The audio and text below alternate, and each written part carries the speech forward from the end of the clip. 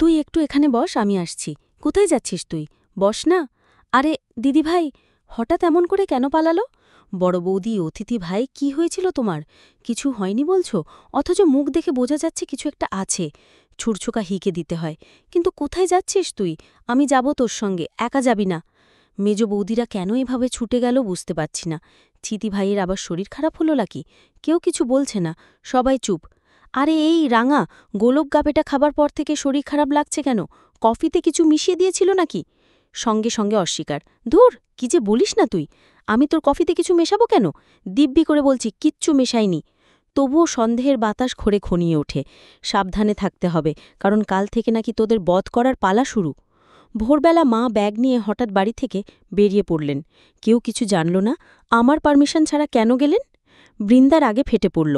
আমি স্পষ্ট বলেছিলাম এই বাড়িতে থাকতে হলে কারোর অনুমতি ছাড়া কেউ ডিসিশন নিতে পারবে না। মা তাহলে কোথায় গেলেন? শেষমেশ জানা গেল গুরুদেবের আশ্রমে গেছেন। কিন্তু কেন হঠাৎ করে এমন সিদ্ধান্ত?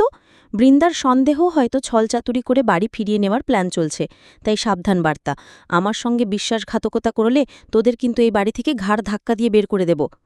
তর্ক বিতর্কের ভিড়ে মেজাজ আরও গরম হয়ে ওঠে। সাত্তকের দিকে আঙুল তুলে বৃন্দা ঘোষণা করে, এই বাড়িতে যদি কথা বলতে হয় তবে সিসিটিভি ক্যামেরার সামনে ড্রয়িং রুমেই হবে। গোপনে ফিসফিস নয়, আর কোনো ষড়যন্ত্র নয়। সবার সামনে কড়া হুঁশিয়ারি, গৃহবন্দী থাকার নিয়ম মেনে চলতে হবে। সবাই স্তব্ধ হয়ে যায়।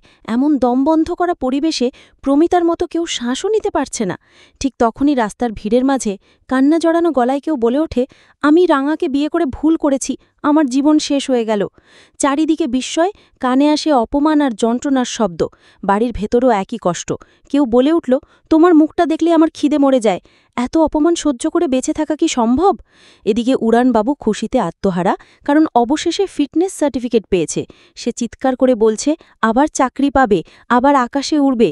সবই সম্ভব হয়েছে আইরির জন্য, তাকে ধন্যবাদ দিতে হবে।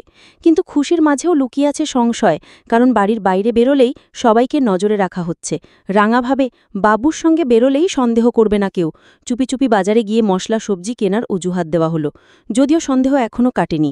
আমাদের চোখের আড়ালে যদি নতুন কোনো ষড়যন্ত্র হয়, তবে পুলিশ দেখে তোদের সবাইকে বের করে দেব। এমন শাসানি ক্রমশ ভয় বাড়িয়ে তুলছে। রাঙার প্রতি অবিশ্বাস যেন তুঙ্গে। সবাই ভাবে ও সাংঘাতিক বুদ্ধিমতী মেয়ে, অল্প পড়াশোনা করেও আমাদের কাবু করেছে। এদিকে ক্যাটারিং ব্যবসার কথাও ওঠে। এই বাড়িতে ব্যবসা করলে ভাড়া দিতে হবে, ফ্রিতে খাওয়া শেষ। ঝগড়া বাঁধে, অপমানের ঝড় বয়ে যায়। তবুও কেউ থামে না। একে একে সবাই বেরিয়ে যায়। কিন্তু বৃন্দার মনে প্রশ্ন, ওরা বাইরে গিয়ে আবার কোনো প্ল্যান করছে না তো? তীক্ষ্ণ চোখে রাঙার দিকে তাকিয়ে বলে, আমাদের বিরুদ্ধে কিছু করলে কিন্তু শেষ করে দেব। রাঙা নীরবে সব সহ্য করে, কৃতজ্ঞতা প্রকাশ করে। এই বিপদের সময় পাশে থাকার জন্য ধন্যবাদ। তার কণ্ঠে কৃতজ্ঞতা, কিন্তু অন্যদের মনে সন্দেহ, এই মেয়ে কি সত্যি নিরীহ? শেষমেশ টাকার প্রসঙ্গ ওঠে। বাড়ি বিক্রি হলে নাকি ৫ কোটি টাকা পাওয়া যাবে। ট্রেনের কামলায় বসে কেউ হেসে বলে ওঠে, দেখিস, চোরের ওপর বাট পাড়ি দিয়েছি।